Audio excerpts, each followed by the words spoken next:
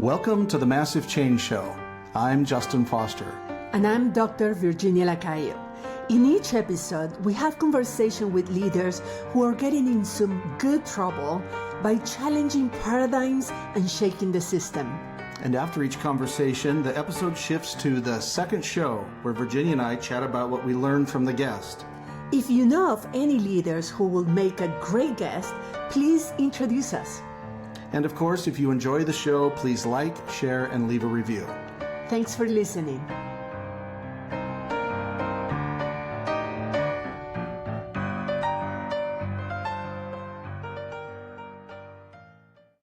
In this episode of the Massive Change Show, we visit with Meghan Cathlin about her new book, Leading with the Heart, a book born from loss, ambition, collapse, and the kind of inner knowing that refuses to die. Enjoy the show. So we get to celebrate having you on our podcast, Meghan, on a very big day, is the release of your first book, right? This is your first book you've released? That's right. Is that correct? Mhm. Yeah. So congratulations. It's we interview a lot of authors, but I don't know that we've ever got to talk to somebody on birthday of their book, when it goes out into the world. So I'm sure you have been busy on other podcasts and interviews and doing the whole thing. So thank you so much for sparing us some energy to tell us your story, and welcome. Thank you for having me. And I wouldn't have had it any other way than to share this day with you guys, because I purposely wanted it to be a special day. So that's why I wanted to book it with you guys today. So thank you for having me. That's awesome. So your book is called Leading with the Heart. And, I have the privilege in my life of working with a number of people, knowing a number of people that I think lead with the heart, but especially my partner and always and co-host Virginia. Yay.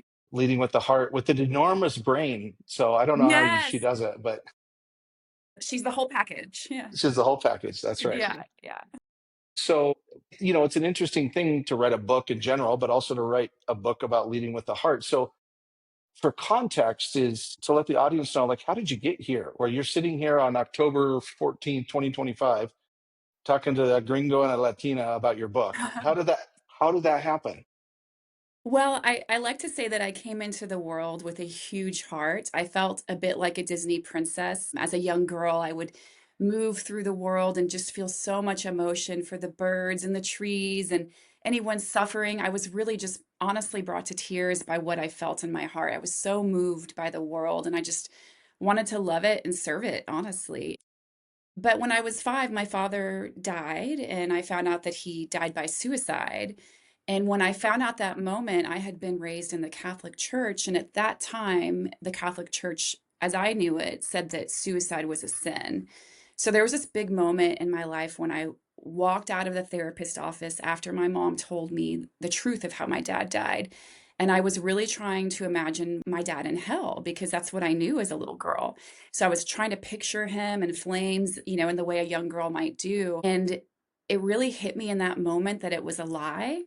And it was a really profound thing to get at a really young age, but it was a huge awakening, because in that moment, I realized that humans had it wrong, and that I knew in my heart that my dad was safe and my dad was loved. And I've never told the story and got emotional, but I'm so happy I am, because I can do it for my head so often, but it's like I knew my dad was safe, and I knew he wasn't being punished, and I felt so much love. And I think it's Virginia. Virginia's looking at me, and I'm feeling her feelings. But yes, which is good, because I tell this story from my head far too often. So I knew that it was wrong, and I knew that life could be beautiful. I knew it wasn't a sin. I knew my dad was just hurting, and I wasn't going to believe in a God or a universe that thought it would be fun to punish a human for being imperfect, because we're all imperfect. And so from that day forward, I didn't hold my dad's suicide as a personal threat to me or some type of punishment. I knew that he was just sad. And so it changed my life, because I believed in love, and I still believed in the goodness of the universe. But as life went on, my home life really fell into destruction, because my mom was a single mom. All of a sudden, we were poor. My brother and sister were struggling, and it was just very difficult to function. And so, unfortunately, we were in a really wealthy school district. We were very poor. And so it was just really hard to pretend like we were one of them. And so soon enough, my sister started rebelling, trying to attempt suicide on her own. And then I said, screw it all. And I followed suit and I dropped out of eighth grade. I became close friends with a homeless man and a bunch of other kind of lost souls in my neighborhood. I started drinking and doing drugs. But eventually I found my way out of it and I came back to my heart. And my whole story has been from heart to head, back and forth, vacillating between the two. After that really rough period, I started chasing success and it was all about external performance. And I was just so set on proving the world wrong that I was worth something. And I achieved a big career. I graduated from college. I had a very esteemed career producing concerts and events and advising high profile public figures and leaders. And then one day I realized, oh my God, I've done it again. I'm burnt out. This is not what I want. And I took a real deep moment to really consider what I was doing. And I came back to my heart again and realized it's time that I do what I've always wanted to do, which was back to the 5-year-old girl. I want to love the world. I want to help the world. And so I knew it was time to start my career as an author and a speaker and to continue the work and continue to partner with people like you all who are here to make a difference. And like, let's do it together, bigger and better and with our hearts. So that was a long answer. I hope I covered Oh, it it's a all. beautiful answer. Yeah. Well, Thank thank you. you. Thank you. And yeah, I mean, we're sorry for your loss, and we're sorry. We are sorry about the institutions in this world that keep telling us that we are wrong, that everything that we are, not just what we do, but what we are is wrong. Mm, Hmm. You said beautiful. We humans got all wrong. We yes, need to relearn, unlearn, and relearn who we really are and what we're here for and what matters, what really matters. I love that. I love hearing you say it because I can hear your fire, and I'm like, yes, do it, Man, do it. I was I was really enraged when you were describing it because I grew up in a very Catholic society, not just my family. I mean, Yes. I grew up in Latin America. Latin America is very Catholic, and the Catholic Church is very influential in all the policies that rule our life.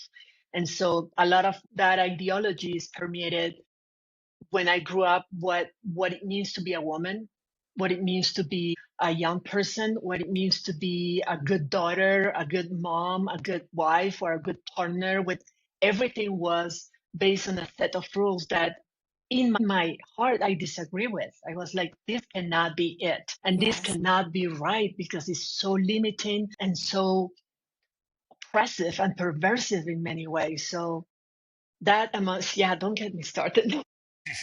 But I commend how brave you are, how brave was, and I'm glad that you're putting this in writing, that facing all the things that you face, all the challenge, all the struggle, all the noise that is in our society about what's right, what's wrong, and be Mhm. able to come up on the other side stronger and doing the most bravest things, that is going back to your heart when everything is telling you not to, Mhm. especially as an adult. Everything is telling you not to, and you have the courage to face everybody and say, like, I will, because I know that that's right, and I'm going to prove it. So it's beautiful. You're really an inspiration. Well, Thank thank you. Yeah. you. Thank you. And likewise for the work you all are doing. So thank you for saying that. And that's what Thank we're you. here. Yeah. We're here for That's right. we're here to evolve and change what doesn't work. And those Yeah. past systems are painful. So yes, Justin, you go ahead. No, I was just going to say too that I love what, even as you teared up and you were telling your story, that you acknowledged in that moment, it's like, I usually do this in my head. And Yeah. one thing I've learned is moral clarity does not come from the head. Mm, The head can produce a doctrine and a set of rules and, some structure and some order, and that's not inherently bad, but it can also, then the head will then also create orthodoxy, and it will choose who's right and who's wrong, and it will decide what is sin and what is not. The heart already knows, hmm and I say this as a Christian, as a heretical Christian in many ways, but hmm that's what Jesus was teaching. He was not teaching a system of the head. That's And right. so much of religion, especially Christian fundamentalist or evangelical Christianity, is a ego management system that benefits the people that are the most obedient to that system. That's right. It does not benefit people that are obedient to their heart. hmm And Jesus was essentially murdered by a system because he said, "Listen to your heart." That's right. When That's you right. want to boil it right down to it, that's what it is. So, And our whole thing is system shakers. And for the audience too, is like, Megan, you're not necessarily what we would say like is a air quotes typical guest, because Yes, you're yes. not an activist in the traditional sense and all that. Right. But when I first met you, I was like, you are an actor. You're like a heart activist. You're like Sarah Blondin, who is transform. I don't know if you know Sarah's work. I don't know. She's a Canadian meditation yoga instructor who, in my PV BV days before Virginia, and What are where those? the universe was teaching me through great pain to find my heart. Yeah. And Sarah, your energy reminds me of her too. And the whole thing is like, I don't know if there's a bigger activist right now in this very dark world than to be, especially in American culture, to be someone that is an advocate for leading from the heart. Mm-hmm. So that kind of sets it up to get into our system shaker questions. I'll throw it back to Virginia. Yeah. Yeah, we can keep talking a lot about this and the disconnection between the mind and the heart, and how the ego gets in the way, and how important it is to learn how to manage it and to identify it for what it is and use it for what it's useful for, but then let the rest to the heart that knows better, really. Yeah. So with that frame, what is the big idea that you're wanting to share, that you're sharing with all of us, that you think will piss off a lot of powerful people? Well, I love the question. So thank you all for being, a stand for, moving forward and not taking no for an answer. Modern achievement is a lie. So it's a lie that performance and external goals and meeting metrics and complying will get us anywhere. We're taught that we should meet these metrics and please other people and climb the ladder to achieve someone else's idea of success. And it's a complete and utter lie. And it's so sad that more people don't understand that, because I know the three of us can relate to chasing those external things, only to realize that it wasn't until we listened to our own inner compass, our own inner guidance, that we can have the type of life that fulfills us in a unique way that no one else can dictate for us. And when we follow that inner compass, we don't need to be controlled. We can't be controlled. And we will create a life that really meets our own needs and creates a world that is unlike anything else we've ever seen before. So Yes. when did you know that, do you think? When did you realize it was a lie? I mean, that other, because you're a driven person, and you've done some pretty impressive shit in your life, especially considering your background. So when did you know that wasn't true? You had the 5-year-old epiphany that the church wasn't right. Yes. When did you realize that this sort of systemic lie was a thing? Well, I think I've vacillated my entire life. So I think that's pretty typical of learning and expansion is you take 5 steps back, you take 2 steps forward. So I've had moments of knowing, and I'm still knowing. Like even this weekend, I was in a little bit of a funk because I was so Mm. overwhelmed by all the stuff coming at me for this book. That's why I wanted to be with you guys today, because I knew it would feel like a reset and I'd be with my people who understood me. So it's still a process, but I would say that the more pivotal moment would have been when I started writing this book, because in 2022 I decided to grow my agency. I knew it was time to go all the way. I had this network, this potential. I had been married, I had a child, I had a divorce, and I just knew this was my time. So I started to grow it and do all the external performative things. Took on some clients that didn't feel good to me, but did it because I needed those numbers. And then I realized that I had done it again. It was that, who's that band? Oops, I did it. Britney Spears. Yeah, Oops, I did it yeah. again. I was like, yeah, I just watched the Posh Spice documentary, so I was thinking of pop music. But yeah, so I realized in 2023, crap, I did it again. I went Hmm. for achievement, and I'm freaking miserable. So I took time to go back into my heart, and I came back to what I always knew was in my heart, which is this work. I Mm. love to help other people, and I believe in the power of the heart. And what was most pivotal, though, is as I was writing my book, then I came to know what, Virginia's side of things. I was like, oh, there's so much science here. Because I knew in my heart, I didn't need anyone to tell me that my heart had the answers, but I knew other people would need me to tell them that it's actually validated by science. It's not rainbows and butterflies.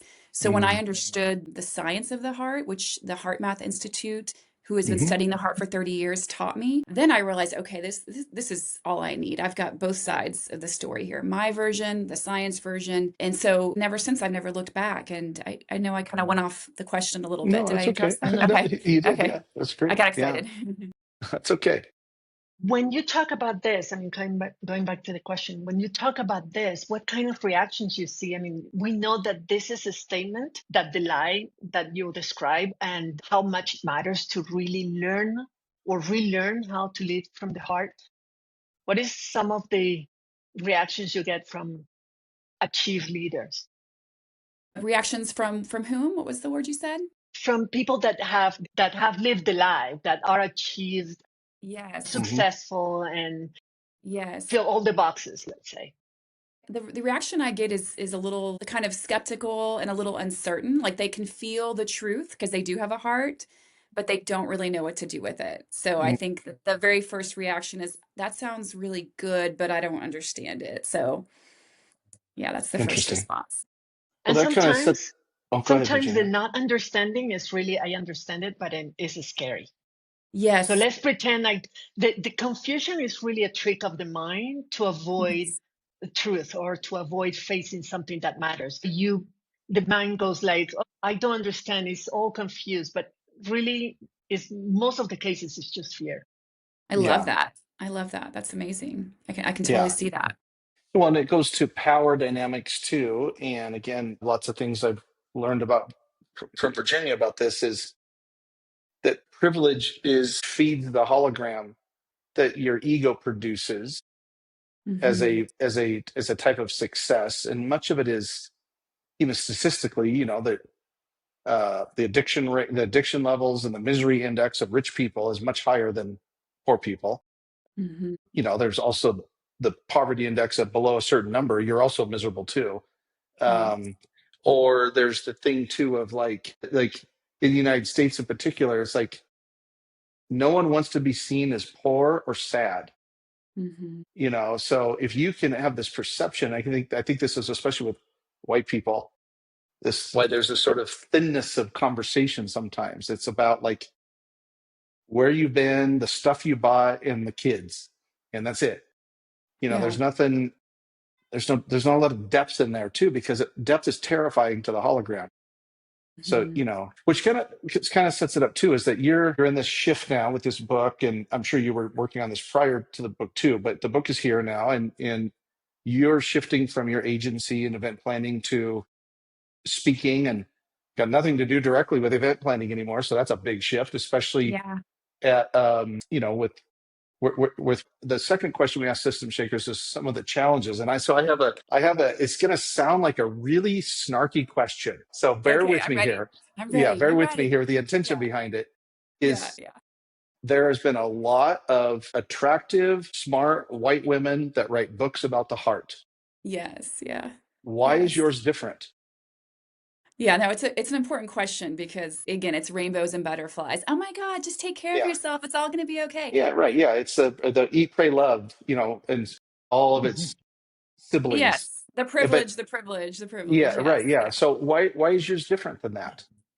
Your book. Well, I've not thought about it in that exact context, but I think for me, what I know is that we are all messy. And so I'm not presenting as someone that's figured it out or has the answers.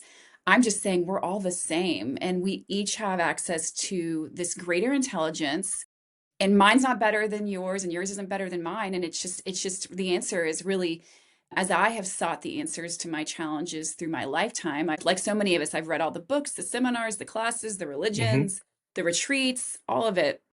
And I was so frustrated that I could never find a straight answer. I'm like, well, which way is the answer? I'm so tired of it because I know that we're smarter than this.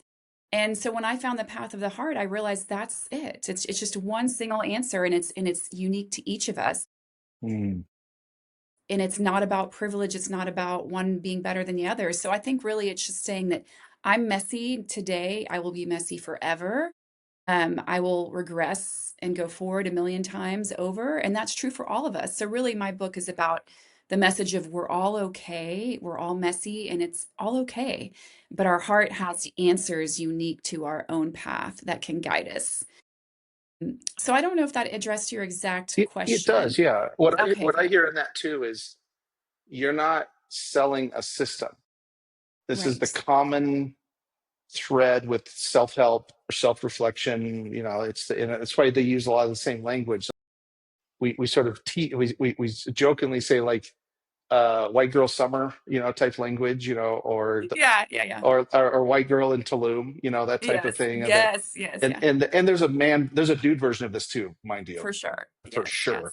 But Yeah. it's the underneath it is a system that they're saying you should follow my system, and they're Right. trying to systematize happiness.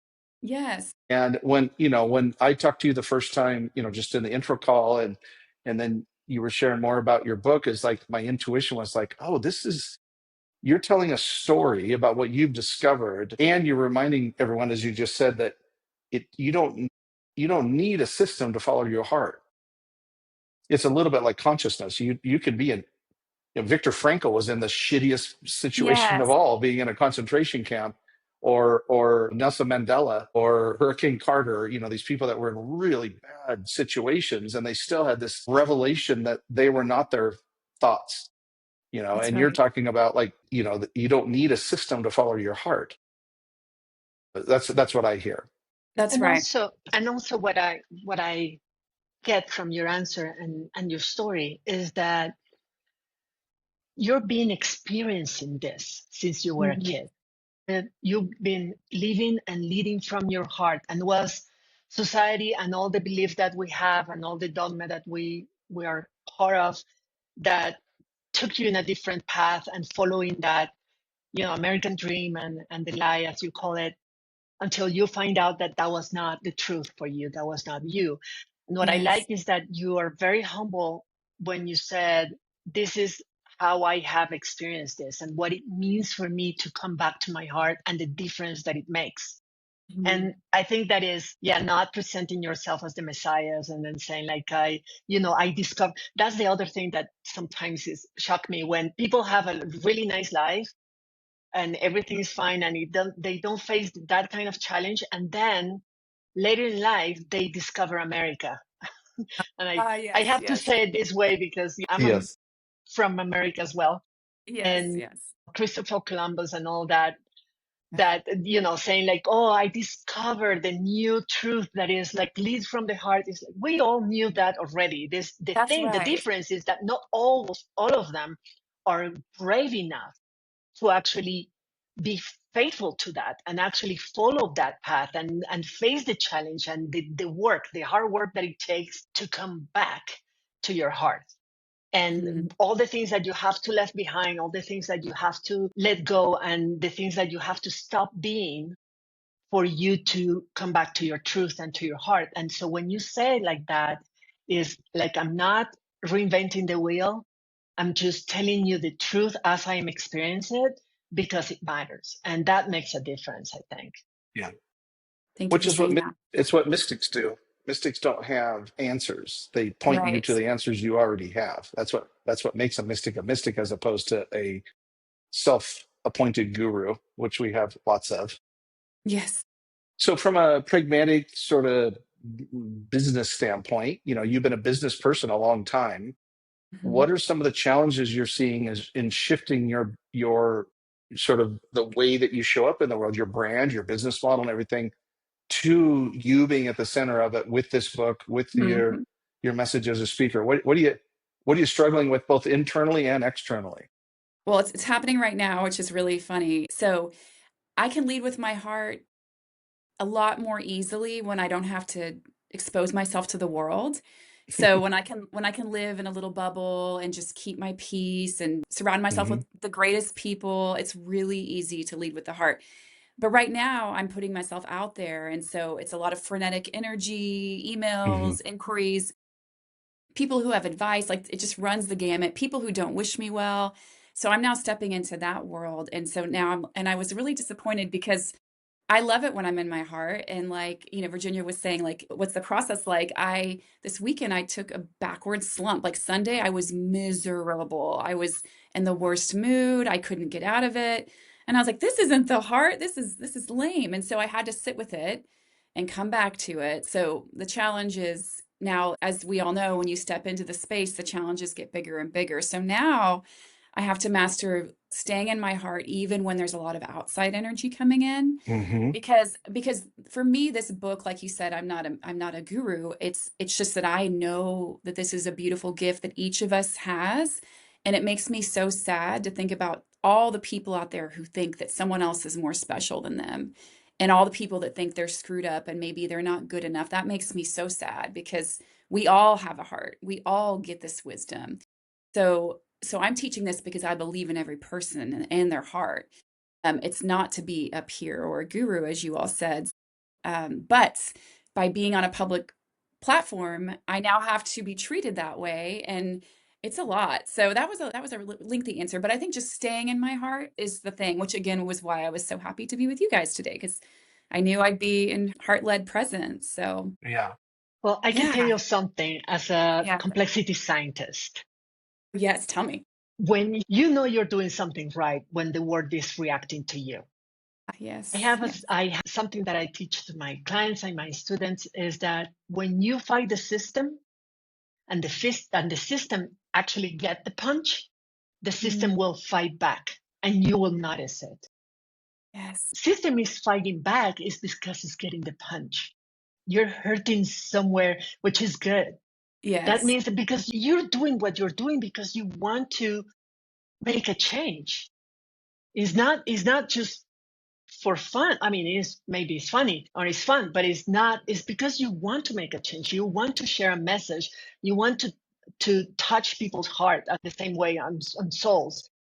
yeah, So you know that something is happening, something is moving because the system is reacting to that, and that's always a good sign. So when you feel challenged like that, like, oh my goodness, this is a lot. The whole world is coming at me.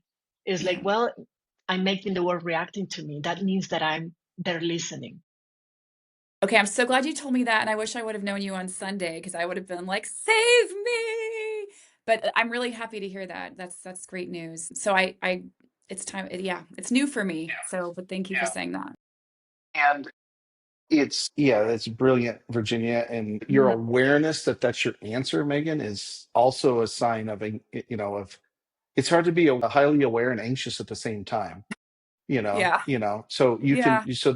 doubling down on it, but also, and I say this from, as a straight white American man that, we're, as I look like people that say that empathy is a defect, like Mhm. that's and I have learned too that it's why I call it emotional nudity, is that the Mhm. only way to like show people how it's done is to do it in public. Yeah. Like this is, there's an old like church saying, which is that he was so heavenly minded, he was no earthly good, you know. Oh gosh, yeah, Yeah, yeah. yeah. I can So see it's that. like, Yeah. you're all zenned out and living in your cave and you're really in your heart, but that's because you're not being bothered. That's why. That's right. That's And right. then, and yes, I am certain that there's a strong element of your book that's about how to find your heart, but it's leading from the heart. It's not how to find your heart. And leading is you go out in the shit and you've got to do this in front of other people, especially when there's a significant portion of society that thinks that empathy is a defect. Hmm. And so, and I also would say too, that when you have those days of misery, because I totally get that, Yeah. it just means you've been doing the work. You're doing the work. It's exhausting. It's energy. So it's going to be depleted. So if you don't have those days, it means you're not actually in the fight. Okay. I mean, again, back to my favorite brander of all time, Jesus, Yeah. he he talked a lot about sleeping and rest, and there's an element of that with any mystic. All the great spiritual masters talked about rest Hmm. because it's an enormous energy suck to go live from the heart. It's in anybody, but imagine writing a book about it and then going and doing it. So Yeah. that's why they all talk about like going to the desert or going to the mountains or sitting in solitude. And that to me is the ultimate kind of self-care. It is, and that's where I access my heart is in solitude. So I refuel from that place, and Hmm. And get back so out there. so Yeah. thank you for saying that. Thank you for both of you for guiding Yeah. me through that because I hadn't heard that perspective from you all yet, and it's very helpful because I know there's so much more of that to come for me. Yes. Yes. Yes. Yeah. Yes. Fortunately and unfortunately. I Yes, mean, Right. it's but I'm part here of the for it. I'm here challenge. for it. Yes. That's, we're here for it. So, going to the third question, what is the impact that you hope to see or that you expect to see? How you will know that you got an impact? What are the indicators from your work, your book? That's a good question. I haven't thought about this in too much specificity, but when I envision my big impact, I do envision making this a mainstream teaching, and it's already getting there. We're getting there. We're all kind of rising up, those of us who are working for the light. So Hmm. for me, I just really want to package it so beautifully and be a mainstream voice in a way that children can digest it. So I'd love to speak to thousands and thousands of children and teach them early on, because for those of us who have struggled as children, how beautiful would it have been if we knew we were okay because our wisdom was inside, not outside. I mean, that could have just, wow, that could have made all the difference for us. And so really teaching it worldwide to children would be a goal. And I've always felt called to, like you all, to teach to leaders because we need those people with big platforms to use it for good. So my hope is to get the kids and get the leaders and write more books, but really my big goal is to be able to say it so beautifully and so concisely in a way that you can digest it in a minute so that I can have a 1 minute conversation with someone and have them really excited to go dedicate their lives to learning about the heart. Mm. Yeah, that's about where I am with the vision right now. Yeah, that's powerful. Oh, It's very good. powerful. Yeah. Yeah. Ooh, felt that. Yeah, let's do Yeah. this. Especially I watch our grandkids, Mhm. Fiver's 5 and Maven's almost 3. And Wow. Logan and Sarah have taught them how to connect to their hearts, Nice. and, Yeah, they're amazing parents. And talk about, it's like good privilege. It's like like there's also like, because when you're connected to your heart, you understand boundaries, that's right. like I saw Fiverr when I got to be in Portland a couple weeks ago, and he's in preschool, and we went to pick him up, and he has a little friend, and he asked for consent to give her a hug. So, but that's because I think there's some awareness. And it's just not just a behavior thing. It was like Yes, when you connect to your heart, you understand what you want, and then you would want that for other people, that's right. and there's so many things that make that it would be transformative for children to grow up to be leaders that lead from the heart. I think this is why your leaders that come from traditionally marginalized groups are Mhm. already so much more heart centric, because it was the only way out. That's They right. couldn't like dominate the systems. They had to find another path through by following the heart, and so, well, I don't want to wish you luck. You don't need luck. What I guess my wish for you is just continue to show up for yourself, Mm, because you're it's not a system. You're just modeling something. You're just showing a model of what you learned, and the book is just a way to access that. And we're going to, of course, link to the book in the show notes. And I always say this too when we have authors on: is please go buy it from an independent bookstore. There's a great yes. indie website that is a competitor to the big giant brand that starts with A, Yeah. that you can buy books from any author through the website, and I'll link to that in the show notes as well. Thank you. And I assume also that if anybody listening has a speaking opportunity, that you are ready for those gigs as well, correct? Yes, I'm very excited Okay. to do that. All Yes, right. thank you. So we'll mention that in the show notes as well. Any final thoughts or questions for Megan, Virginia? Just maybe a thought, if you allow me. Yes. It's beautiful when you said, especially in moments where you face the challenge and the reaction of the world about what you said is not about is knowing, is to remembering. And this is what I'm taking away for me after this conversation. I have to remember that my heart knows best. And sometimes it's as simple as saying, like, that phrase, that what Jesus will do, or what so leader that you admire will do in my situation. Maybe it's asking what my heart will do, what Mm, my Mm, heart will tell me to do, because we don't ask enough. I That's think. right. It's just saying like what my heart will do in this situation. And it will guide you because you're right, it's very wise. Mm-hmm. Knows Beautifully, better. Yeah. beautifully. Yes. Thank Awesome. you Well, for we're that. gonna. Yes, thank you, and thank you for your vulnerability. Thank you for writing this book. Thank you for listening to your heart. And we're going to go ahead and say bye to you and have the second show. But I'm sure we'll talk again in non-recorded situations. So Absolutely. And thank you both for having me. Thank you for all the work you all are doing in the world. And I'm excited just to continue this relationship with you all because what you're doing is incredible and I definitely want to be a part of it. And thank you all for having me. It made my book launch very special. awesome. Thank you so Thank much, you. Megan. Have a good rest of Thank your day. That's you. I'll great. see you guys soon. Bye. Bye. That was very, very moving. Yeah, it really was. Yeah. I did expect to have such a strong reaction to her testimony at the beginning. I Yeah. mean, literally I had hot flashes and everything. I was like, I don't know, it was in rage or I don't Yeah. know. But this how, especially with children and that vulnerable young age when you're so malleable in many ways. I mean, you're trying to learn from the world and you have the worst examples sometimes Yes. and Yeah. the word the worst advice and saying and rules and that Hmm. can damage a very Yeah. pure soul. Yeah. I got the I'm a feeler and, but man, it really got me when she was talking about teaching it to kids. That was so unexpected. It was like, yeah, I thought she was going to say like, I want a million leaders to read the book, which would have been a fine answer and honorable. But she was Mhm. like, yeah, I want to teach it to kids. I was like, oh, because, I didn't have that, I didn't know that.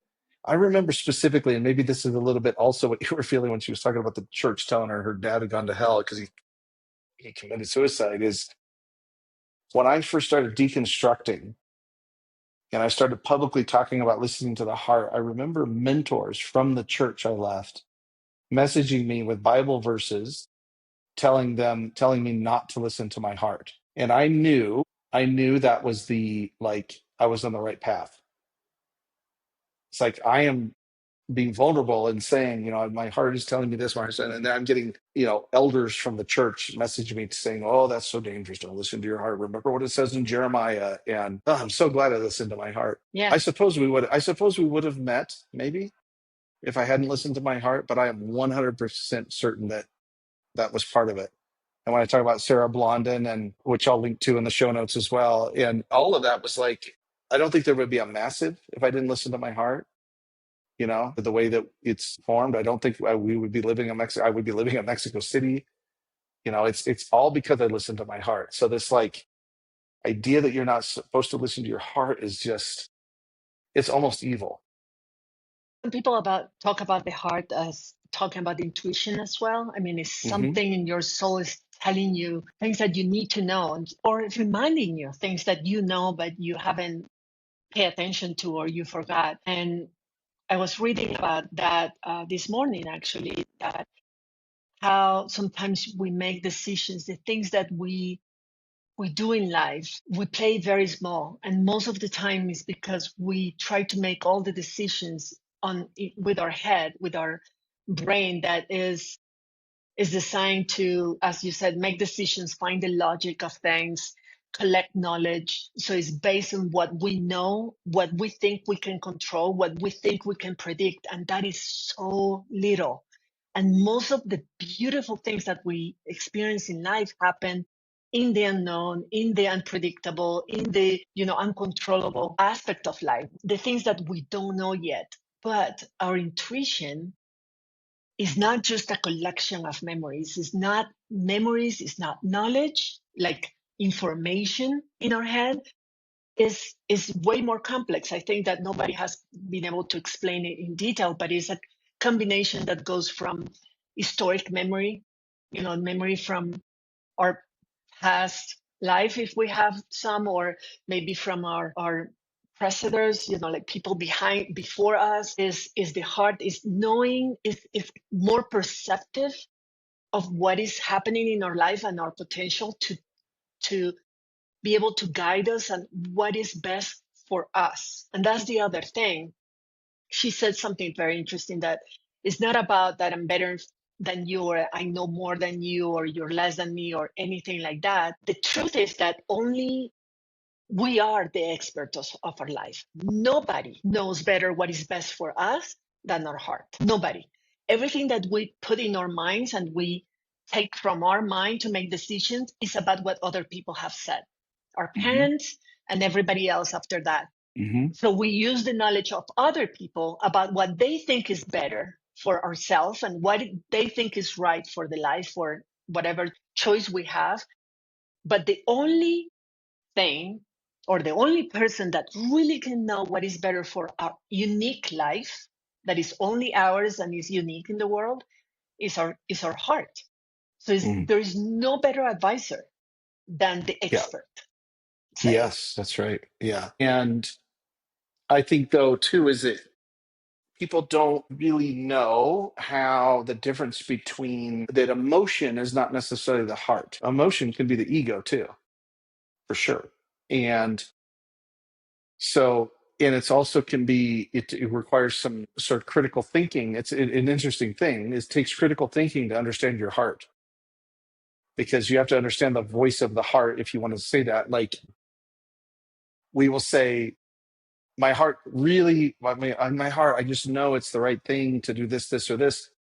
But if you're using critical thinking, you're like, is it really my heart? Or is it just that my ego wants a little bit of comfort or a little bit of sugar, literally or figuratively? And again, it goes back to that multidimensionality of being a human too. Is like you can't over index where you live your life merely by data, and information, but you also can't unicorn fart your way through life either.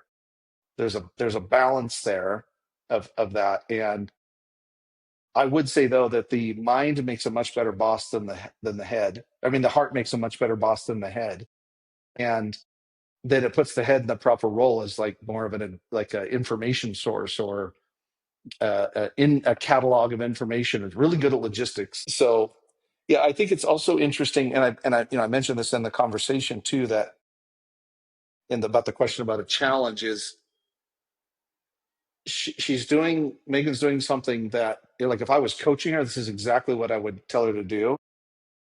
That when she tells her story, she starts with the darkness, because a lot of the times when there's books about the heart from, again, attractive white women, it's like, I was on at a yoga retreat in Tuscany, and I did some plant medicine, and now I see Jesus or whatever. And I'm being silly, but there's a lot of that. Like, it's okay. I'll put it this way: it's not a revelation to realize that the system is a lie. That's not a revelation. That's just sort of maturity. The revelation was that she saw from the very beginning that she was a feeler, and then she had like the worst shit happen, like her father, dying that way and finding out about it, and then the church telling her, and that she was so open about that, so open about her own like losing herself to drugs and alcohol and rebellious behavior and everything, and even like then shifting into the achiever mode. I think that's exactly how you have to tell a story like this, so it doesn't get lumped in as, again, just some other iteration of Eat, Pray, Love. I know a lot of people like that book, and that I like it. I know I found it annoying, I but can tell. especially when you look at what happened after the book too. That's the other thing. Go look what happened after the book. Anyway, and so it was just an observation to me too. It's like, if you've got something to say that you want to share with the world, it's just best to start in the darkness, because that's where it was discovered. It wasn't discovered in the epiphany. No, it was the return to a knowing. Iron Katie, one of the coaches that I Yeah. admire the most. I mean, she came up with, she was already 40 something, and she came up with all this epiphany and the change of her life and the change of the world in many ways. I mean, she has touched so many lives when she was in a huge, like major depression, crawling in the floor, sleeping on the floor with the Yeah. cockroaches because she thought that she didn't deserve like a mattress. And in that bottom, like when really was the end, she just realized that all her suffering and everything is really a creation of the mind. And as long as we believe our thoughts, then we're going to be suffering. because the mind, it will make you suffer. I mean, it doesn't do Correct. it intentionally, but it's just very limited. The mind is so limited. It's playing a role. The mind is trying to control the world to keep you safe. That's it. Mm-hmm. And by trying to control the world that is absolutely uncontrollable, then you lose complete perspective and you live in fear because you deep down, it's obvious that you cannot control it. So everything becomes a threat. And we go by life acting, believing, talking, saying everything based on what we're afraid of that might happen instead of just going to what is. I mean, I know that it sounds very woohoo, but when Big Master said that in the present moment, everybody's safe, you are safe in the present moment is right now. I might have tons of problems. I might be going through a enormous pain. But in this instant, I'm talking to you. I'm sitting in a Mm-hmm. chair under a roof talking to you. I'm safe in this instant. And the present moment is this instant. That is for me being in your heart. It's saying, like, right now, in my heart, this is who I am, this is where I am. And right now, I'm okay. Yes. That's really And hard. it is. And it goes back to, though, this idea of what is the voice of the heart versus the voice of the mind. And the heart requires no justification. The mind always needs a reason. And It needs a actually, usually justification. you cannot explain what the heart says. That's right. If Yeah. you can justify and explain your Yeah. decisions and your thoughts, it's probably the mind talking. Yeah. Right. And the mind usually says, like, but I feel it in my heart as a way to validate what it Yes. wants to be right about. Yes. But if it's from your heart, actually your mind will say, like, but consider this, Yes. consider that. It's Right. gonna have a lot of objections. And you still feel that that's the right thing, then it's your heart talking. Yes.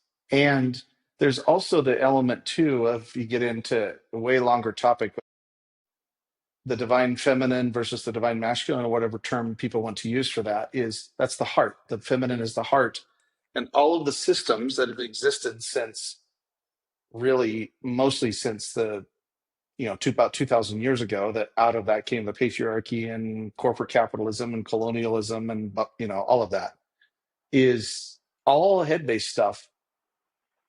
All head-based stuff, all the masculine side of it, and of things. And so it's no wonder this idea that you would be called foolish. People say, oh, you're foolish for listening to your heart or getting it into your heart. Why are you doing that? I mean, come on. And it takes people that have seen the bottom to remind you that, as she said, we're going to be okay. I named it already, but like Viktor Frankl and Nelson Mandela and Admiral Stockdale, and you could go on down the line. They all basically arrived at the conclusion: is the heart is right, and you're going to be okay, and the mind lies. Like Yeah. the sum of the prophets. Yeah. I think it's such an interesting time too to have this kind of discussion. We live in really very dark times. I mean, I don't think people realize, unless you have some social awareness and you're a history buff, like, we are in dark, dark times. And the answer will be, to get through it, will be the heart. That's it. There's no hero coming. Nobody's coming to rescue.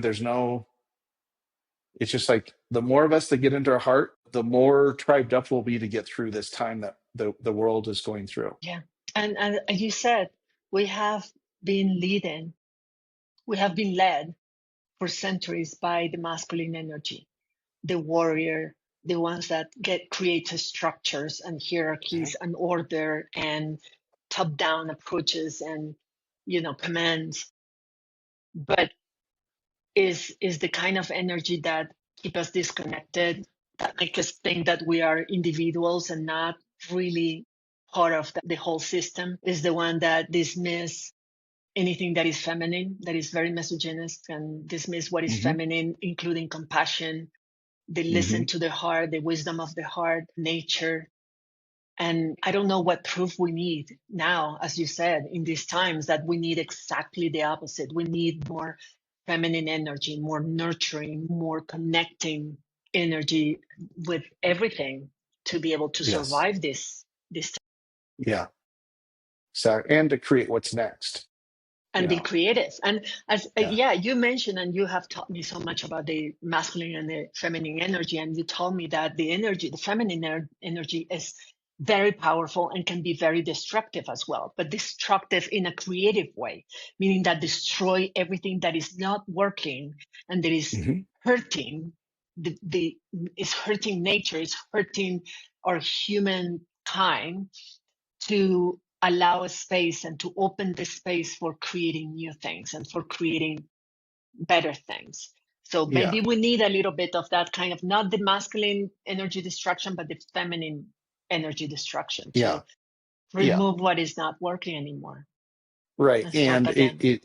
yeah. And this is like really spiritual, but I am what I am. And is that the role to me is if we have more heart-based leaders, is the role of the masculine is to protect, create a protective structure for those things to thrive, and I know that that's the way I'm wired. I'm just fighting the right battles now, and that's what it feels like in my heart. And that's where, there is a role for the masculine, but it's not, the role is not to create order anymore. That's not our job right now. Our job is to protect the feminine energy to go fuck shit up, because that's it's systemic. It's like spirituality and complexity science mixed. I know you love it when I do that, but And it is this sense of like, it's not going to change by building a new system on top of the old system. That does not work. We have to go through a period of destruction so that this feminine heart-based energy, the heart-based leadership can come through it, but that needs to be protected and nurtured. yes, Anyway. well, that was deep. Okay, that was deep. I forgot that we were even recording. Is that funny? I don't know what I said. All right, everybody. Thank you so much for listening to another episode of the Massive Change Show. The pitch I always have is, if you know system shakers, please introduce us to them. Please introduce us to people like Megan that have been through dark times and decided to come up with, talk about that in a public way. Institutional leaders that are trying to change inside of institutions.